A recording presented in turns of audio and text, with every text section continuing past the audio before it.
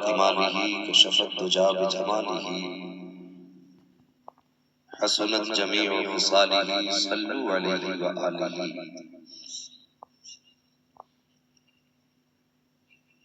سرور کہوں کہ مالک و مولا کہوں تجھے،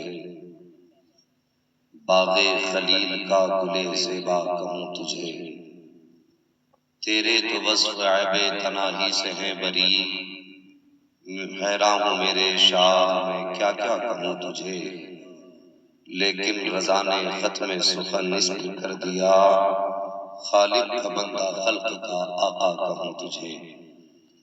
جتنے لوگ بھی اپنے نبی کی محبت میں یہاں پر تشریف فرما ہیں، سارے لوگ انتہائی عقیدت و محبت کے ساتھ اپنے اور ساری کائنات کے مرکز عقیدت کی بارگاہ میں درود و سلام کی ڈالیاں پیش کر رہے ہیں۔ پڑھیے بآواز بلند اللہم صلی علی سیدنا و شفیعنا و نبینا مولانا محمد معدن الجود والکرم والہ و اصحابہ وبارک وسلم، صلاۃ و سلام علیک یا رسول اللہ صلی اللہ تعالی علیہ وسلم۔ عزیزان ملت اسلامیہ، آج عالی جناب حاجی نذیر حسین صاحب ان کے ایصال ثواب کے لیے ہم اور آپ اور یہ علماء کرام جمع ہوئے، اپنے قریب رب کی بارگاہ میں دعا کرتے ہیں پروردگار آج کے ذکر خیر کے صدقے میں مرحوم کی مغفرت فرما، آمین، اور ان کو اپنے جوار خاص میں جگہ عنایت فرما۔ کسی نے کہا تھا بھروسہ مت کرو سانسوں کی ڈوری ٹوٹ جاتی ہے، بھروسہ مت کرو سانسوں کی ڈوری ٹوٹ جاتی ہے، چھتیں محفوظ رہتی ہیں حویلی ٹوٹ جاتی ہے۔ کسی دن پیاس کے بارے میں اس سے پوچھئے جس کی کنویں میں بالٹی ہوتی ہے رسی ٹوٹ جاتی ہے۔ زندگی ناز نہ کر تیرا بھروسہ کیا ہے، زندگی ناز نہ کر تیرا بھروسہ کیا ہے، آدمی ریت کی دیوار ہے رکھا کیا ہے۔ جن کے ہونٹوں پہ ہلکا سا تبسم بھی نہیں، جن کے ہونٹوں پر ہلکا سا تبسم بھی نہیں، ان غریبوں سے پوچھو یہ دنیا کیا ہے۔ عزیزان ملت اسلامیہ، موت ایسی کڑوی حقیقت ہے جس کو سننے کے بعد کلیجے پانی پانی ہونے لگتے ہیں، اور اس سے کوئی بھاگنے کا راستہ بھی نہیں۔ ہم نے اپنی زندگی میں سال بھر کا راشن اکٹھا کر رکھا ہے، چاولوں کا انتظام سال بھر کا ہے، گیہوں کا انتظام سال بھر کا ہے۔ کسی نے کہا تھا سامان 100 برس کا ہے، پل کی خبر نہیں۔ ہم نے اتنے بڑے بڑے انتظام کر دیے، لیکن کون جانے کسے پتا ہے کہ کل کا سورج کون دیکھے گا۔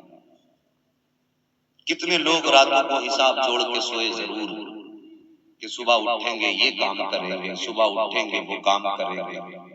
ہم بستر پہ لیٹ کر کے حساب جوڑ رہے تھے، موت کے فرشتے نے ہماری باتیں سنی، مسکرانا شروع کر دیا۔ نادان خواب کتنے بڑے دیکھ رہا ہے، دیکھ رب نے مجھے تیرے دروازے پہ بھیج دیا۔ ہم نے کون سی تیاری مرنے کے لیے کی ہے؟ غور کرنے کی بات ہے۔ ہزاروں خواب زندگی میں ہم نے سجائے، کیا زندگی نے یہ رنگ ہمیں نہ دکھائے کہ شوہر پردیس سے آیا کام کر کے بیٹھا، رات کو بستر پر میاں بیوی بیٹھے بچوں کے بیچ باتیں کرتے ہیں، اپنے اس بیٹے کو ڈاکٹر بنائیں گے، اس بیٹے کو انجینئر بنائیں گے، اس بیٹے کے سر کا صحرا بھی دیکھنا ہے، دیکھنا اس کی شادی ایسی دھوم دھام سے کروں گا کہ دنیا دیکھے گی۔ ابھی یہ باتیں کر ہی رہے تھے کہ صبح کا سورج جو نکلا، جو رات و دن خواب بیٹے کے صحروں کے سجاتے رہے، مسجد سے انہی کی موت کا اعلان کر دیا گیا۔ صاحب موت کا کچھ پتہ نہیں ہے، اتنی بے خبری میں زندگی نہ گزارو کہ ہمیں موت آ دبا لے اور ہم افسوس کرتے چلے جائیں، افسوس ہم اپنی موت کا کوئی انتظام نہ کر سکیں۔ کتنے لوگ گھروں سے نکلتے ہیں اور ہزار وعدے کر کے گھر سے جاتے ہیں، لیکن گئے تو اپنے پیروں پہ ضرور ہیں، واپس چار کاندھوں پہ آئے ہیں۔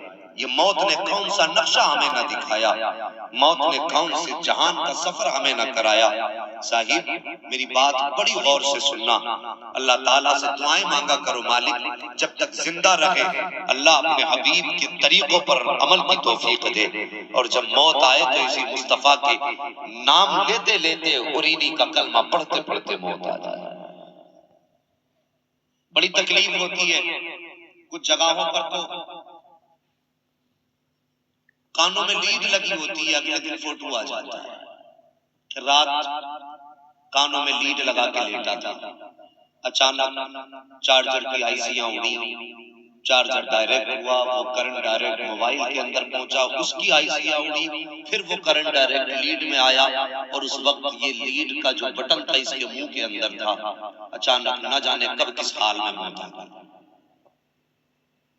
کچھ پتہ نہیں۔ انتظام کر لو۔ آج کون سا گھر ایسا جس گھر سے جنازے نہ اٹھے؟ پوری دنیا میں گھوم کے آؤ، ہر دروازوں پہ جا کے پوچھنا کہ تیرے گھر سے کوئی جنازہ تو نہیں اٹھا؟ ہر گھر کے اندر سے آواز آئے گی، کوئی کہے گا میرے گھر سے 3 جنازے اٹھ چکے ہیں، کوئی کہے گا میرے گھر کے اندر سے 4 جنازے اٹھ چکے ہیں، اور کسی گھر سے جواب میں صرف رونے کی صدا آئے گی۔ جب آپ غور کریں گے پوچھیں گے مار رو کیوں رہی ہے، جواب دے، آواز آئے گی نادان تو ایک جنازے کی بات کرتا ہے، میری تو زندگی کا چراغ بھی اکلوتا تھا، وہی میرے بڑھاپے کا سہارا تھا، ابھی کچھ دن ہوئے ہیں کہ جوان بیٹے کا جنازہ اٹھا ہے۔ صاحب ہر گھر سے جنازے اٹھے ہیں، لیکن نصیحت کتنوں نے حاصل کی ہے؟ لوگ کہتے ہیں ہم فلاں کو قبرستان اتار کے آئے ہیں، نہیں تو کسی کو لے کے نہیں گیا، بلکہ مردہ تیرا ہاتھ پکڑ کے قبرستان تک تجھے لے کر کے گیا ہے، تم نے اس کو اس کا گھر نہیں دکھایا، بلکہ اس نے تم کو تمہارا گھر دکھایا ہے، اور یہ کہا تھا نادان آج جہاں مجھے لے کر کے آئے ہو، کل لوگ تمہیں اسی دروازے پر لے کر کے آئیں گے اور اسی جگہ پہ تمہیں اتار دیں گے۔ وہ منظر کتنا عجیب ہوتا ہے۔ شاکب آج مونچھ کا جھگڑا ہے، کسی کا ناک کا جھگڑا ہے، کوئی اپنے کو معاف کرنے کو تیار نہیں ہے، کسی کو گناہوں کا محاسبہ کرنے کا موقع نہیں ملتا ہے، کسی کو وقت نہیں ملتا کہ مصطفیٰ کے ذکر کی محفل میں آ کر کے بیٹھ جایا کرے۔ میں پوچھنا چاہتا ہوں کائنات میں کوئی مصطفیٰ سے زیادہ مہربان ہو تو دکھا دو، کوئی آقا سے بڑا قریب ہو تو لا کر کے دکھا دو، کوئی مصطفیٰ جان رحمت سے زیادہ ہمارے کام آنے والا ہو تو لا کر کے دکھاؤ۔ اٹھاؤ مرنے والوں کی تاریخیں، آج عقل کر کے چلتے ہیں، نہا کر کے گھنٹوں آئینوں کے آگے کھڑے رہتے ہیں۔ میں تم سے پوچھنا چاہتا ہوں وہ وقت بھی تو یاد کر لیا کرو جس دن موت آ کر کے آپ کے گلے پہ ہاتھ رکھے گی اور ایک لمحہ آپ کو موقع نہیں دے گی، جب روح نکل جائے گی تو وہ بدن جو اکڑا کرتا تھا، جو کہتا تھا میرے مقابلے کا کوئی نہیں ہے، آج بے سود بستر پہ پڑا ہے، کو مکھیاں بھی دوسرے اڑا رہے ہیں، چادر بھی کوئی اور ڈال رہا ہے۔ جب غسل کی باری آتی ہے تو ساکن جب زندہ تھے تو اپنے ہاتھ سے کئی کئی گھنٹے تک پانی کے اندر رہ کر کے صابن سے بدن رگڑا کرتے تھے، لیکن آج موت نے اتنا لاچار کر دیا ہے کہ اپنے بدن پہ صابن لگانا تو بڑی بات ہے، اپنے ہاتھ سے پانی تک نہیں ڈال سکتے ہو، آج اپنا پردہ بھی خود نہیں کر سکتے ہو۔ میں تم سے پوچھنا چاہتا ہوں صاحب یہ عقل کس لیے ہے؟ یہ زندگی کے اندر گھمنڈ کب تک کا ہے؟ ایک دن موت ایسا دھکا دے گی کہ سارے گھمنڈ اور عقل نکل کر کے رہ جائیں گے۔ اللہ اکبر، تاریخ اٹھا کر کے دیکھو مرنے والوں کی، جب موت آیا کرتی ہے تو انسان پھر لاچار ہو جاتا ہے، نہ کچھ کرنے کا نہ دھرنے کا، پھر پانی ڈالنے والا اور ہے، بدن مسلنے والا اور ہے، چار کھڑے ہو کے کہتے ہیں ادھر سے پانی ڈالو، کوئی کہتا ہے یہ حصہ سوکھا رہ گیا ہے، آج تجھے اپنا بدن بھی نظر نہیں آ رہا ہے، تیرے بدن کو بتانے والے بھی دوسرے ہیں، کچھ لوگ آئے پیر انگوٹھے باندھ دیے، کہیں اس کے پیر ٹیڑھے نہ ہو جائیں. کسی نے کہا چہرے پہ کپڑا لپیٹ دو, کہیں چہرے کا اس کا منہ کا جغرافیہ نہ بدل جائے. آج تو تیرا اپنی مرضی سے منہ بھی بند نہیں ہو رہا ہے, کپڑے کے ذریعے بدن روکا جا رہا ہے, دھاگے کے ذریعے تیرے پیر روکے جا رہے ہیں. پھر اکڑتا کس بات پر ہے, بگڑتا کس بات پر ہے, گھمنڈ کس چیز کا ہے؟ کیا موت نہیں آنی ہے؟ کیا تجھے اس تختے پہ نہیں لیٹنا ہے؟ پھر بدن پہ سفید کپڑا پہنا دیا گیا جسے دنیا کفن کہتی ہے. آج زمانے کے اندر چلا کرتے ہو تو کہا کرتے ہو وہ میرے سامنے نہیں آ سکتا, وہ اس کی حیثیت نہیں میرے سامنے کھڑا ہو جائے. سوچ تو صحیح, جس کی تو کل باتیں کیا کرتا تھا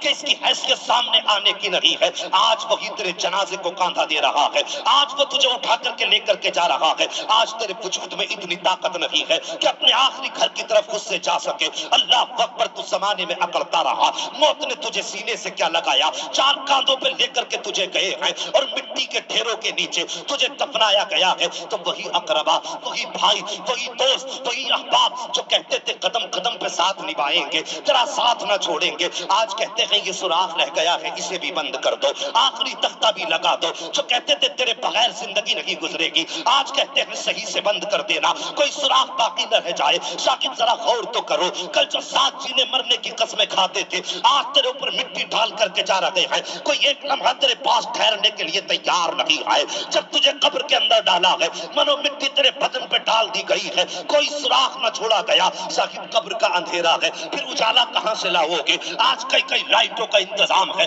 جب بھی کہتے گھر میں اچھا نہیں لگتا ہے, گھر میں جب تک دوسرے نہ ہو دل نہیں لگتا ہے. صاحب اجالے میں تنہا دل نہیں لگتا, تو پھر قبر تو اندھیرا ہے, وہ تو کیڑے مکوڑوں کا گھر ہے, کوئی ساتھ بٹانے والا بھی نہیں ہے, کوئی ہمت بنانے والا بھی نہیں ہے. صاحب اب میری بات کو غور سے سن لو, جب یہ دنیا والے منو مٹی ڈال کے چلے جائیں گے, کوئی سینے سے لگانے والا نہ ہوگا. خدا کی قسم, ایسی تنہائی میں تیرے ڈر کو دور کرنے کے لیے, تیری مصیبتوں کو مٹانے کے لیے, اگر سب سے پہلے کوئی تیری قبر میں آئے گا تو وہ کوئی اور نہیں ہوگا بلکہ حسنین کا نانا ہوگا, فاطمہ کا بابا ہوگا, مصطفیٰ جان رحمت ہوں گے. ادھر چہرے سے کفن ہٹے گا, ادھر مصطفیٰ رخ سے چلمن ہٹائیں گے, اور فرشتے بھی کہیں گے مبارک ہو, نصیبوں والا ہے, آج تیری قبر میں نبیوں کا امام جلوہ گر ہو گئے. سبحان اللہ, نعرہ تکبیر, زبردست آواز سے بولیے نعرہ تکبیر, نعرہ رسالت, نعرہ حیدری,